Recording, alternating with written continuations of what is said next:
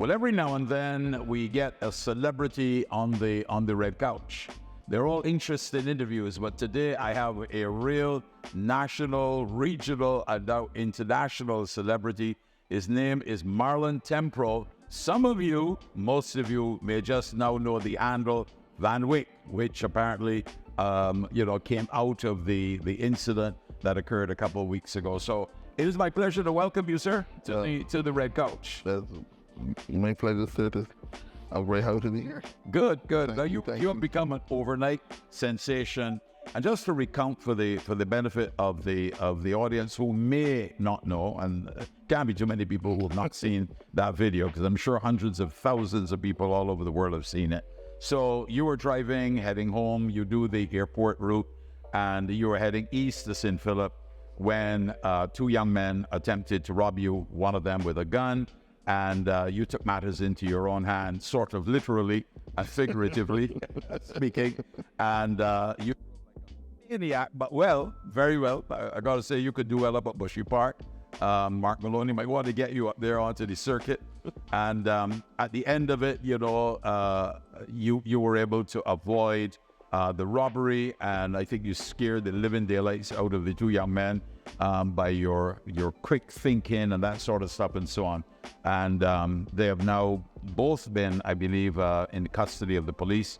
One is currently on remand. I'm not sure what the state of the other one is, but those are matters for the court and not for us. And I want to discuss that a little later on. So welcome to Capital Media. That's the background. We set it up, and I want to talk a little bit. But tell me first and foremost, who exactly is Marlon Tempro? Tell me a little bit about yourself. I know your daughter is here with us this morning, so at least I know you have a daughter. Yeah? Yes, please. Blessed good morning. Well, Marlon Tempro is a humble gentleman, a very humble gentleman. I do appreciate everything that's going on right now, but I have two sons, a lovely daughter, as you can see, and I was currently married, to be honest, right? But who you see here is who I am all the time.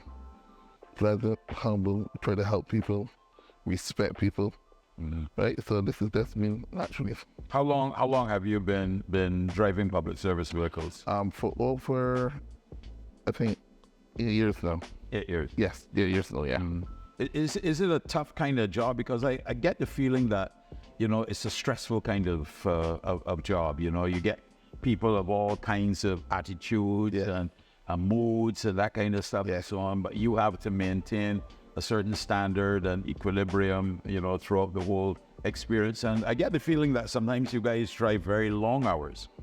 Yeah. The job really have the guys on the road really, I think some guys average 12, 14 hours a day. A day in driving. And then I'll just say just know, you're but different personalities, different moods, right? So that's why sometimes you will hear some negative response when it comes to the drivers responding to the customers and stuff. But for me, I just love to make people happy when it comes to driving. I love to make people feel comfortable. They make you feel like ease when you get into my van. That's what I love to produce a good service to people. Well, great. And those are very long hours. I mean, I love driving, but I drove one time from North Carolina on an Old Year's night to New York. One day, started on the day and ended up in the night. And I did that. My brother told me that it would take me about 12 hours. I did it in just over 8 hours. I won't go into the details of how I was driving, except I made sure I was never the rabbit in the crowd. I was somewhere in the middle as the vehicles were flying, But I wanted to get into New York before the ball fell, but before all the confusion and the commotion. I didn't want to be caught in the middle of that and so on. Anyhow, we made it. But I have to say, that was a really long drive. And at the end of it, I felt extremely tired, So I can only begin to imagine, Marlon, what it must be like to be in a vehicle every day. How many? So what, you work 5 days a week, 6 days a week? What? Well, me personally, I go like every day. I work every day, but what do you mean, 7 days a week? 7 days a week, but not for the full on a Sunday, may start around about 2 o'clock. They run up to about 10, 11, right? But during the week, it would start a little earlier, but run a little longer. And you do the evening? You like the evening?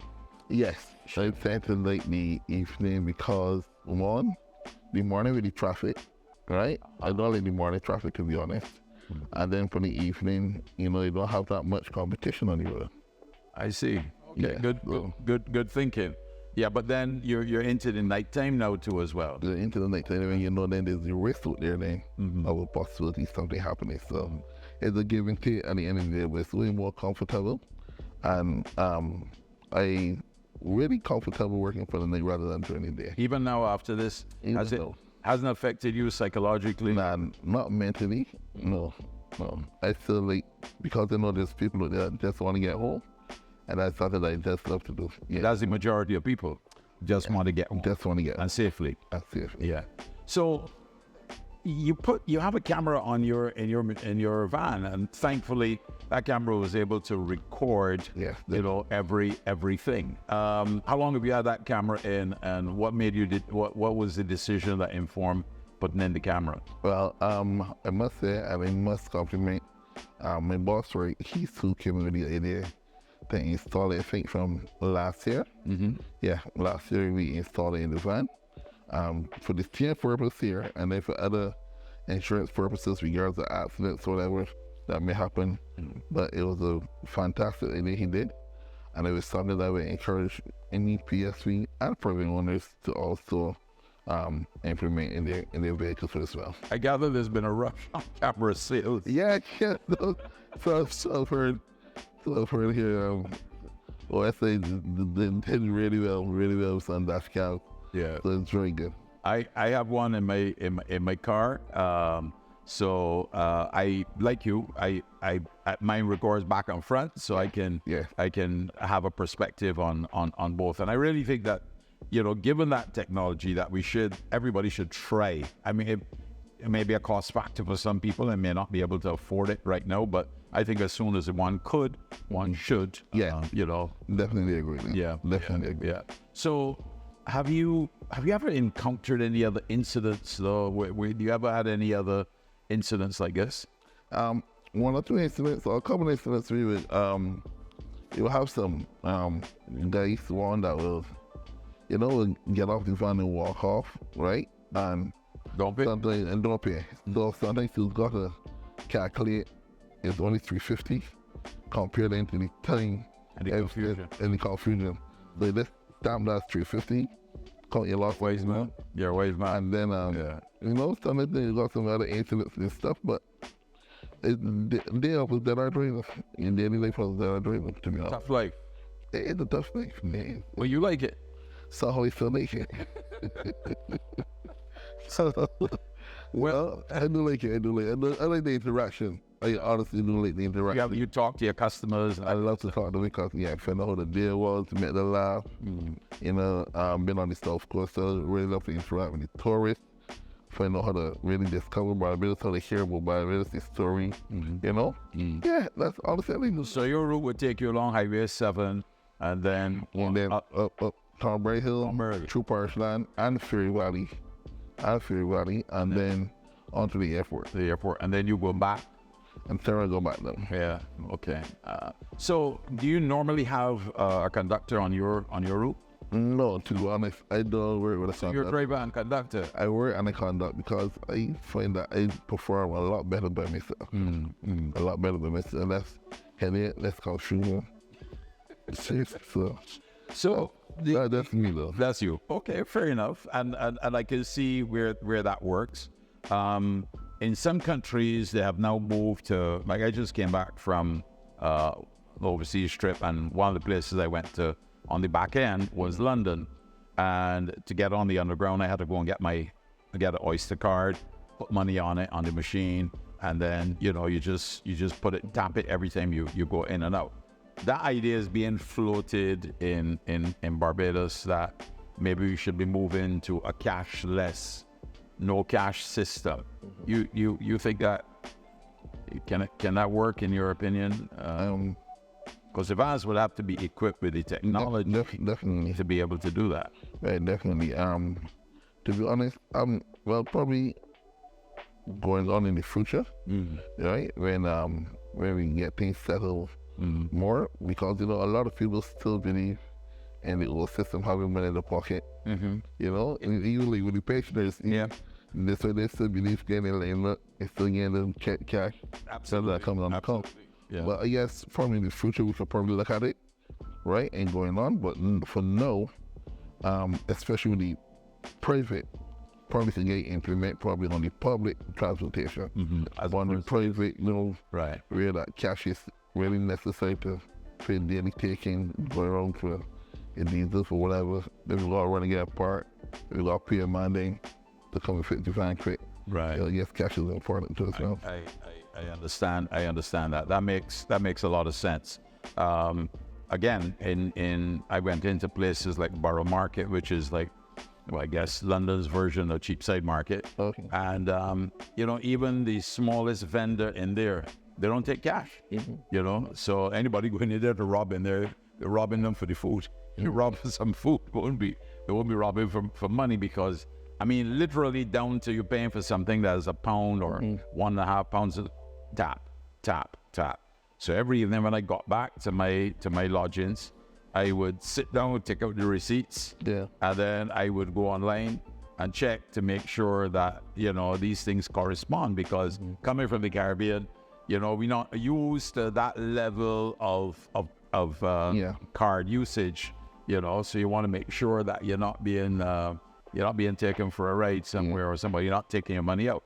But I guess ultimately we will get progressively to that. I don't believe in going on in the future, and then different companies come on board. Yeah. With the gas stations, where the mechanic. Everybody. Upgrading. Right. So everybody's integrated in. Right, so then we can come there and see them. Well, then it could work. Okay. So on that, let's go to the night a little bit. I want to come back and talk a little bit about family life and so on. You have a very beautiful daughter, as I can see. You told me you have 2 sons too as well. So, but let's talk about that night a little bit. So where would you have picked up the guys? Would they have been traveling from Bridgetown all the way up? No, I think they boarded from Oyston. Moistens. Okay. Yeah, from Oyston.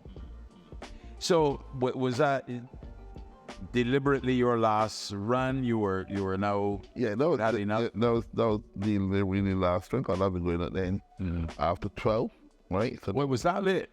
Was that late? After midnight? Yeah. So I watched this video, right? Yes, me. Over and over and over again. Yes, me.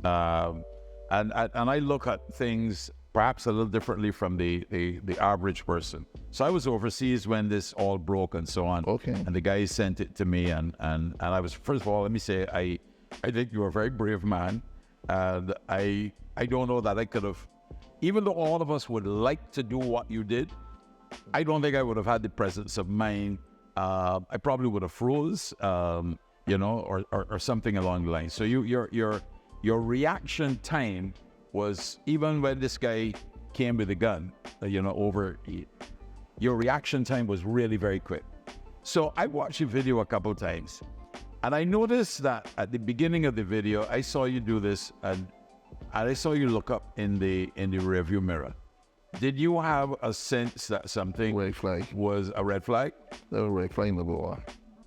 Red flag number one, because then after interacting with the young man then, and then from the time he said around the corner, and then he said further up, that was red flag number one. So then from there, then it was the rearview mirror to watch, and then from the time he saw it, then Okay. So we were more kicking from them. So so I am correct in that there was some anticipation. Yeah. You didn't know what, but you just had a sense that I need to be alert, because these guys. Red flag. Yeah. Right. Okay. And is this something that you have rehearsed in your mind?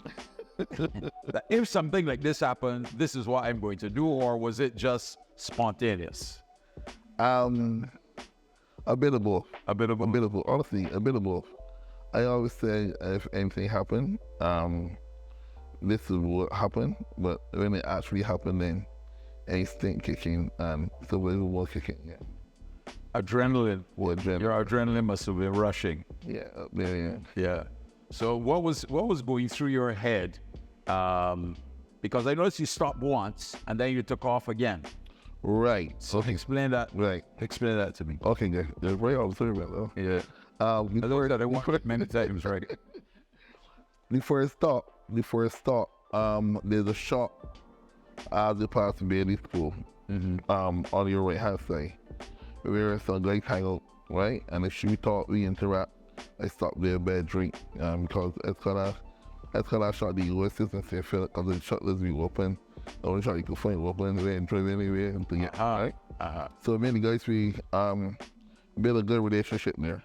So I know for sure, if we get there and the fellas there, that's help for sure, right? That definitely is my, saving ground there. So when I approached it and I went break there, the family shot was shut. That's a tough turn.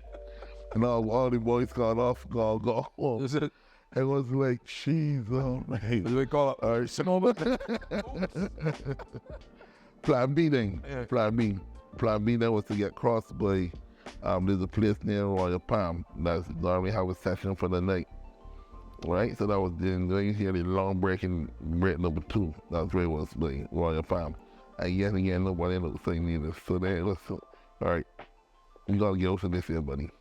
Right? So then that's what I'm saying. So don't go too fast because I'm going step by step. No problem. So so you had a premonition of some kind. So you had some sense of alertness. And when the guy came with his hand, you tried to grab him. He got away from you there. And then you instantly dropped the vehicle in gear and you took off like Lewis Hamilton.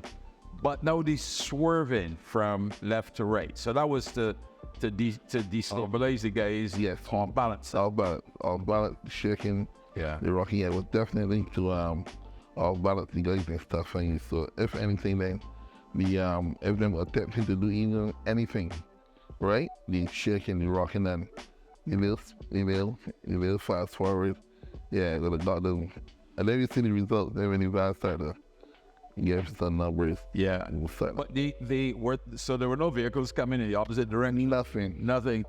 Jeez. So you had no help of any kind. Nothing. You couldn't alert anybody, blow the horn. Nothing. Flash the lights. Nothing. It was on your own. On my own. Late at night, after midnight. Yes. Man holding a gun at you and attempting to rob you. So you brought the fellas the Christian feelings because.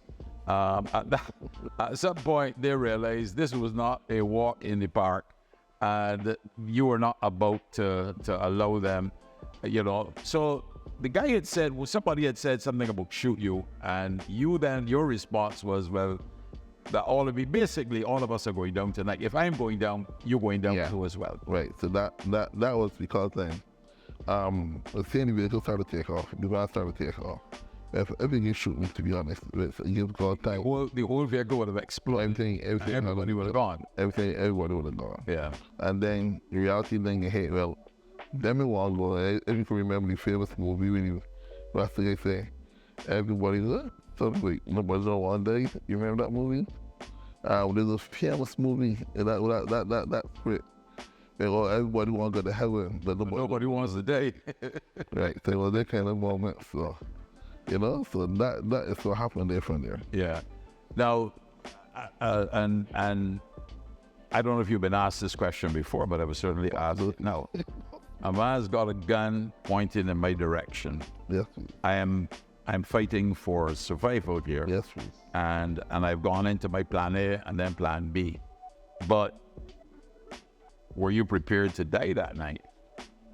No. Did that thought enter your mind that you could have been killed? It's a yes, it did. A possibility could be injured, right? But my whole thinking is that I want to come to this situation unhurt. I want to come to this situation not hitting the van, and definitely I want to come to this situation with what I had in my pocket, stays in my pocket. Well, tick box 1, tick box 2. Tick box 3. You managed to tick all of the boxes. You feel any of that was luck, or you think that you're driving the fear of the Lord into their hearts? Well, let me say, let's say first thing first. And let's give God thanks. Like here right now. Indeed. Honestly, give God all the I would be in church the next morning if I hadn't been for a long time. I go every Sunday if I can. I try to go every Sunday. Yeah. But I definitely would have to get down on my knees at some point quickly. I give thanks to the Almighty. Give God thanks. Because they could have had a different. They could have had definitely turn of event. So a question arises for me, because at some point, you were originally going to be the victim. That's right. You had turned the tables, flipped the tables, and flipped the script. And the victim was now the aggressor, and the aggressor was now put on defense. And this young man was, probably spontaneously, I'm not even sure if he knew what he was saying, but, I want my mother, What do you think was happening there? Have you worked that out? I mean, outside of the fact that we all know it was humorous and, songs and memes have occurred and so on, but let's break it down a little bit more now. What do you think was happening there? Well, everyone is looking at it from the serious side. I guess reality probably then came home to him, and then to realize then that the situation that he was in was then a situation he never thought or studied that he would have been in. Right? So I guess from there then, I just said, don't care who you is. At the end of the day, when tables turn upon you, is what it means. I, as a father of 4 children, I kind of feel a little jealous sometimes that, I hear somebody saying, I want my daddy, screaming out, I want my father, I want my father, I want my daddy. Somehow we all have run back to the maternal instincts, and we want our mothers, Yes. So now I want to fast forward now, Marlon, to the grand finale, because there were some aspects to that I wondered about.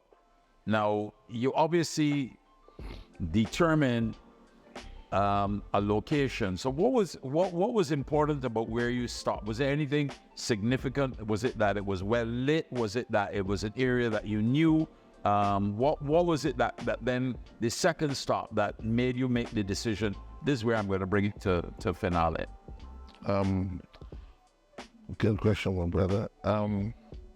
What happened, as I explained earlier, I know the first shop, the first shop, where the guys hang out, right? Right. I know the second shop, guys hang out there too as well, right? But after reaching there and then seeing nobody there too as well, I had done already calculated in my head it's too far now to get to the police station. So right? So I made the decision then, right here and then, I didn't get off there, and so we will try to get all the guys there. Right? So that's what happened from there. But did it not dawn on you that perhaps when I stop here now, and that I could potentially lose the initiative, the control that I had up to now? No.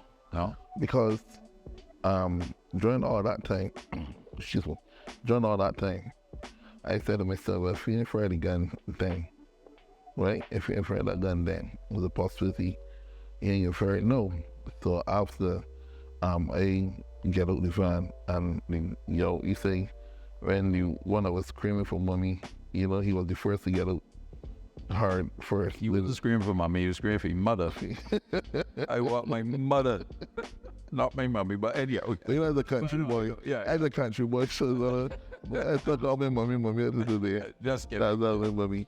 So after that, then the engagement that occurred between me and the same young man who had the gun. So he did actually put the gun on me when we get out the van. Really? Yeah, really. Okay, we talk about that in a moment. Yeah, right. And he really did for it all for sure. So that's then I said definitely because that was my second experience somebody put a gun on me and I fire it.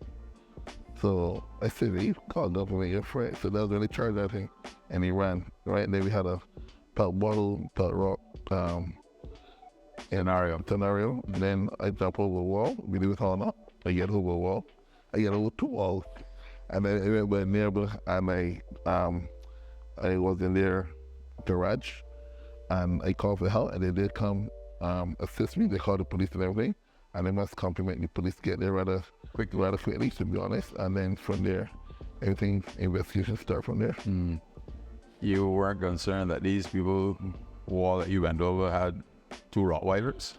Not across afterwards, but I had that working.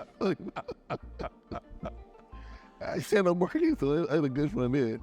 So, right. So, but the finale had me a little bit confused because I wondered about the risk of stopping as opposed to slowing down, opening the door, telling them open the door, jump out or something of the sort. But anyhow, that's a whole other kind of plot going over in my head. Definitely. But when you brought that vehicle, you put some brakes on there and you just kind of brought it to.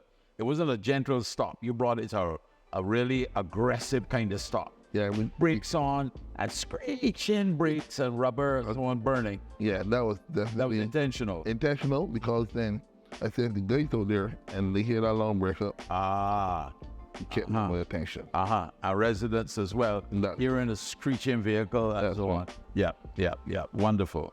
Now, this is the part that I found particularly curious, and I'm going to ask you to explain it to me. My wife and I have had a debate over this a couple of times. She's going to win. She's going to win. But I said that to me, when you brought the vehicle to a stop and I saw you open the door, I saw you reach as if you were reaching for something. And I wondered if you had a piece of wood, a piece of crowbar, or something, or whether it was, in other words, was it something protective? Was it the money bag or something like that you were reaching for? Oh, the wheel tool.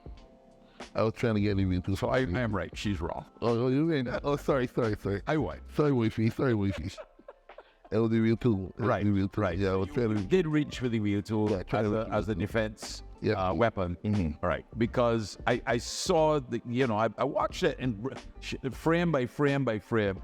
And I couldn't see what you reached for, but it seemed to me that you went down. I mean, the wheel tool was underneath the seat, but it was a little too far back. Right. So that's when that was bare how they really got it. But you got it fairly quickly, though, Marlon. You got it fairly quickly. So now you've exited the vehicle. So what happens now? Tell us. This is the part we don't see. Right. Well, that part, no, when I exited the vehicle, the guy who was crying for his mother, right, he stayed off the vehicle. He ran on the side of the road and he stayed there. And the guy with the gun, he pursued me, right? We pursued me. And we had an engagement. I just told him he put the gun down there. He had the gun then. I challenged him and he ran off then. I said, what? So then, that's a little more from there. How quickly did residents come out? Well, if we want to use a time span, maybe arbitrable. After the incident, so your men did come out then afterwards and they tell me then let's see 2 fellas run up Merritt side or something like that. But arbitrable, let me say, 5 minutes. Fairly quickly response. Yeah. Okay. Well, I mean, this is quite a story. So you managed to secure your money.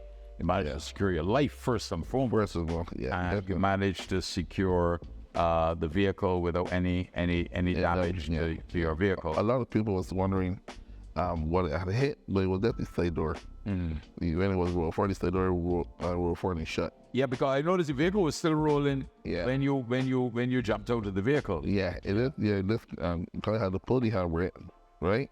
And this roll forward on the grass area, right? So then the books that people heard there was just the side door shut in. Yeah, well, I didn't think you hit anything. I think I understood that was not an accident or you didn't crash into anything. No. That part to me was fairly clear. Well, this is an amazing story. We didn't obviously we wouldn't have seen the portion that occurred outside, but a couple of other good points. The community that lived there came to your assistance, so you had some assistance from the resident. Yeah, definitely. They called the police and so on. I'm not going to go into the apprehension of the young men and so on, because that's now a matter before the court. I just really wanted a kind of recollection from you of how it played out on that particular night. There's a school of thought that says, don't try to repeat this to other people. I'm gonna say, don't be a hero.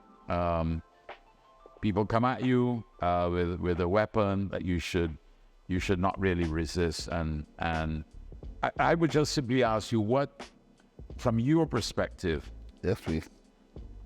and this is not only relating to the guys who drive the public service vehicles, but any member of the public, because this could happen to anybody. I have a friend who was robbed in a well-known car park, sitting down. She got into her car after work and had the windows down, didn't lock her doors or anything like that, and she had her bag open, and somebody came up and robbed her.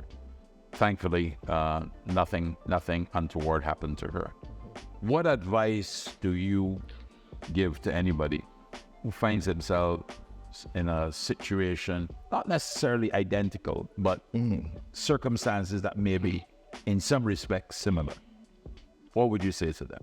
Well, my advice to anybody, to be very honest, right, is that the study that is the tomorrow, right, and knowing that you want to get home to your family, and whatever it takes, whether it be allow the person to take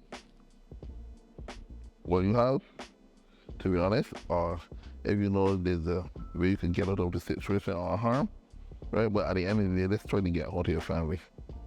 That's the best advice I could give everybody, because that was my intention, to get home to my family and to make sure when we work for that day, I couldn't let go. Okay. That's very fair advice. I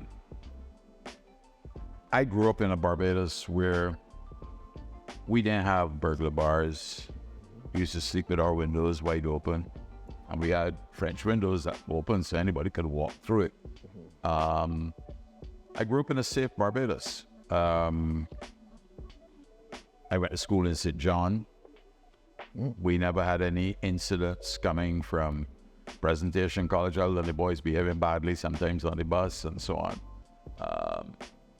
But I've seen a change over the years, and you deal with people at every level, because you mentioned the tourists, you mentioned people on the South Coast, and then of course the youngsters that we have here.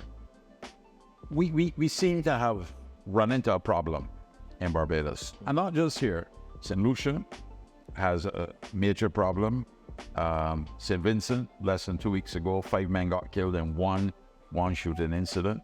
Belize, I just heard the government of Belize has declared a state of emergency in Belize City.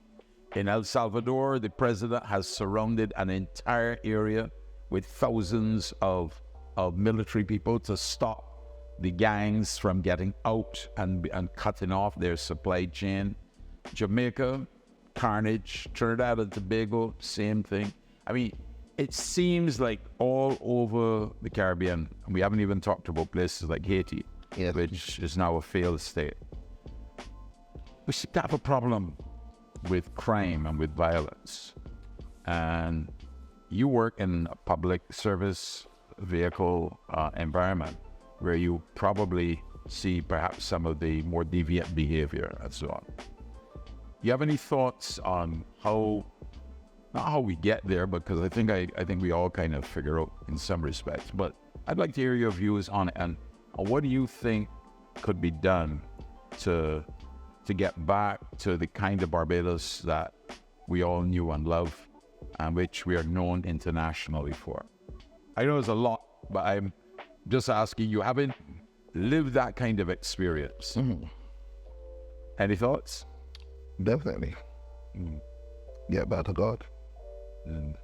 Get the fear of God back in our children, back in our lives, and we will recognize that before God, it's to be very honest with you, it's nothing.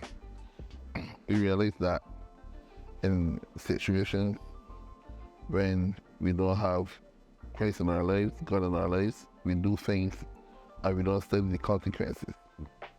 Having the fear of God in our heart, in our families, right? We tend then to think of the consequences and we know the repercussions of doing it. You understand? And that's where the whole world, everyone involved the whole world, but as you can see, the whole world needs to get the fear of God back in the life. And that's the honest. Well, thank you for that. I'm aligning myself with those thoughts. I recently came back from a trip that we'd planned for over a year, and I was looking forward to, and I visited a number of European countries. But one of the things that struck me particularly was the level of safety that I felt wherever I went. I'm going to leave London out of it because London has its own issues and so on. Yeah. But Istanbul, my friends told me in Turkey, my friends who were Turkish said to me, you can walk the streets of Istanbul any hour of the day or night. This is a city with millions of people. And we did. Some nights, 1:30 in the morning, we were walking back to our Airbnb. Never felt any sense of fear or anything. Yeah. Same thing in Greece, same thing in Croatia, and so on. And it struck me how different these countries were and how far we have slipped behind. So I think that that's something that we have to arrest. My next question to you, though, Marlon, is you were going along. I didn't know Marlon Tempro, and I probably would never have met Marlon Tempro. This negative thing that occurred, right? Yeah. But now Marlon Tempro is this celebrity all over Barbados, the region, and the world. And I want to ask you, how has this changed your life, your perspective, your views on your value systems and so on? What has this incident now meant to you outside of the instant celebrity status and so on? Well, to be honest with you, Mr. Vic, to be very honest with you, I would never expect anything like this. Honestly, it's so true. I never expect anything like this. One. And know that it's here, to be honest with you. I'm seeing young people, and that's where my heart is going after right now. Young people are so welcoming, and it showed me that young people just want that person to look up to, that hero, that statue, just to look up to. I mean, I was discussing with Ramon that my heart is getting after young people just because of the situation. Just because of the situation, it really changes me to value young people. And it's showing me that we could do something positive. Out of this negative that comes about. It's showing that there's so much positive, right? And young people just want that positive person to look up to, just to hear a word, and just to hear a good compliment, and that's what we're getting right now, and that is really pushing me, to that area, to use this. I miss the fame, I miss the celebrity, I miss it. Everybody goes somewhere shooting, but it got me thinking, right, that young people is rare, I really want to interact with. So you want to use the experience now to be a more positive, definitely, and so it's really working for you too as well, because it says that you are prepared to give back, perhaps definitely in a way that you may not have thought of before. Never ever would have thought of it, because honestly, I love the interaction from in front of Lawrence Senior School. I always love the children. I always love to interact with children and everything. But now come this responsibility, if we use that word, right? Now come this responsibility. It got me want to even reach out to them more, because even driving the road, if young people hard for you, young people should. Yesterday, 2 young girls made my heart melt because we were in traffic, right? And go out there and get look at me so like, oh, you know what I'm saying? I was like, I shake out of there. You know, so that reaction and everything got me, you know, definitely got to work with young people, man. Wonderful, wonderful. Now, and this may be a slightly sensitive topic, but the young man who has been, you know, now infamous in song with the line, you know, I want my mother and so on and so forth. There's a part of me when I watch the young man being taken by two police officers into the court. I guess the father in me, the parental side of me, had some mixed emotions and empathy. And my first reaction was, well, he's just a little boy. You know, this is just a little boy, but yet you were involved in something very serious, you know. You have any thoughts as to, of course, this is matters for the courts, will decide and so on, but you have any thoughts about punishment or what would be appropriate from your perspective? Have you given any thought to that? I have. I really have. And I mean, I'm going to make a confession here now that when I went to the police station, because he had to come, they had to take photos of the van, right? And he was there with the police officers. And to be very honest with you, I felt embarrassed. Not for me, right? But the situation that he's in right now, I actually felt for the young man. And it actually, especially with him, to be very honest, as it's a very sensitive subject, but even with him, right, I actually have feelings for him, to be very honest with you, despite the situation he's in. And you know what I wish for him? I wish for him that he would get that help, that mental help, because mentally counseling, yeah, definitely. And also I had an idea that for your men like them, to be very honest, instead of being on remand, let's look at from a boot camp point of view. I don't know if you understand where I'm looking for. Absolutely. You know what I'm saying? Instead of just sending them your men just to prison, implement a boot camp with more serious mentors, more tougher programs that will work on their mind, that will cause their minds to turn. Because if you really, especially him, if I could even see him 2-5 years down the road now with a different mentality altogether, I would say it was worth it. Because I really, really wish to the young man, to be very honest with you. Well, that's a very generous and Christian kind of perspective, given what you went through.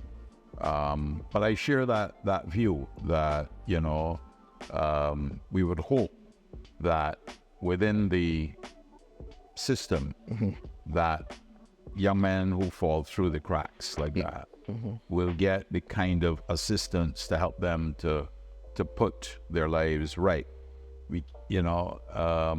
Prison cannot be the answer for everybody. Absolutely. And people go to prison, but then they come out. So, I hear people say, oh, this body should be thrown in prison, that body should lose them in prison and so on. But, do we have a big enough prison that we can, or we're going to build a bigger and bigger and bigger? Absolutely. And then what happens when the time is up and they come out and so on? You really want to rehabilitate people as much as possible. And give them the guidance. And sometimes it goes back to family situations, where there may be the absence of the kind of guidance may have been, one never knows. So I'm with you, and I think that was a very generous comment on your part as to what you would really like to see happen in situations like this. Definitely, and if it's one, I was talking to a lady yesterday, and if I must repeat what she did say, is that we need to let our children know our names have legacies. You know what I'm saying? And we all gonna let another vendor go there and use it. Well, I'm a Tempro, right? So we're gonna go there, and my daughter probably gonna say, "That's the one out Tempro." Oh, you doing so that? Don't you expect? You understand? That's in follow our children that our name got meaning. They got, you know, they got legs to let me a positive name over there. It started from 1, 2 year olds, 3 year olds coming up. You build that kind of self-respect within the home.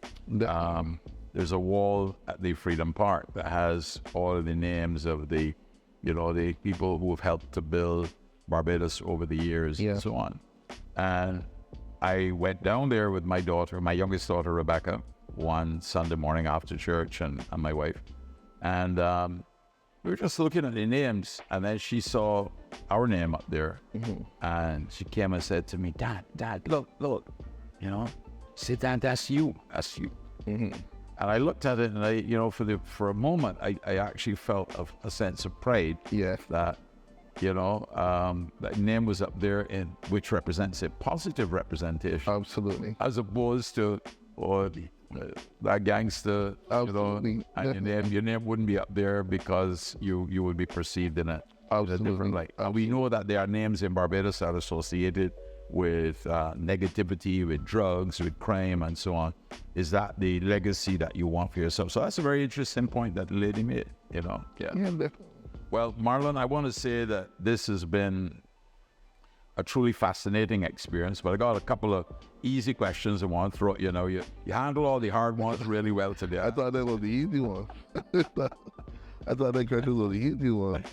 But when you're not working 7 days a week, again, we most of us don't perceive as a self-employed person working those kinds of hours and so on, 14 hours a day. Some very long, very hard hours and so on, But when you are away from work, what do you enjoy doing when you're relaxing? Don't seem to have much relaxing time, but anyhow. To be honest, I just be home. I'm not a party person. I'm not a party person. I just be home. I would just be on the phone. Let's chat with some friends in Florida, chatting with some friends home. But mostly that's home, to be honest with you. Mostly that's all. Favorite foods? Oh gosh.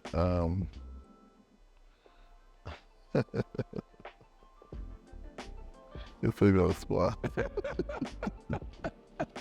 Maybe on the spot. I love a 1, 2, 3 though. I have a 1, 2, 3. 1, 2, 3? What's 1, 2, 3? What? Explain that to me. 1, 2, 3. 1, 2, 3. That's macaroni, potato, and corned beef. That's what we want. Macaroni, but it's so open the sauce. Yeah, that's mommy from the side there. That's mommy treat from the side there. Okay, yeah. What salad is? That's mommy treat from the side there. Is putting the sauce. Yeah, mommy treat from the stuff from the side there. Yeah. But I do eat it as well. Yeah. I have some of the Saturday. Yeah, well, mommy. I love my salad putting the sauce. Yeah. My great guy up at Oysters, Uncle George, is gone now, but yes, I'm sure Cynthia is going to continue the tradition. Yeah. Best grilled fish probably in the world. I've never had grilled fish that tasted better, but Well, that's it. That's what it said. All of my tourists went into right away. Well, there you go. I think Uncle George. Uncle George, right. He was a legend. Yeah, definitely. Yeah. Well, Marlon, thank you very much for coming here today. I hope that you will continue to be that force of positivity, and that you will do exactly what you just said you want to do, which is to interact with the young people and help to right-size them. The truth is, the vast majority of our young people are well-rounded, are grounded. Yeah. They're taking in their education, they're making something of themselves and so on. And it's always that very small group that will give the wider group a negative reputation. And those are the things that are celebrated. The young person who just hit 12 ones at the CXC, I just win an Island Scholarship. Yeah, we see the Island Scholars in the papers. Brian, you had one. and your sister is an island scholar, and so on. Yes, you get the write-up and so on, and that's it kind of thing. But you don't really see this continuum of what they're doing and what they have achieved and so on.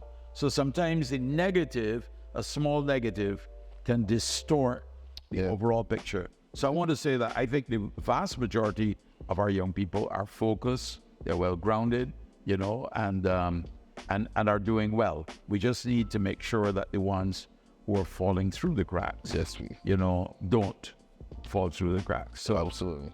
this incident, which you didn't ask for, but somehow the Almighty determined that you were going to be a part of it, will help you now to perhaps be a force for positive change. Definitely going forward, definitely. Well, you are a legend, sir, and I thank you very much for coming down here to Capital Media and to be my guest on the Red Couch. It's been fascinating for me chatting with you. Definitely my pleasure. Thanks, bro. And keep safe at all times. Yes, definitely.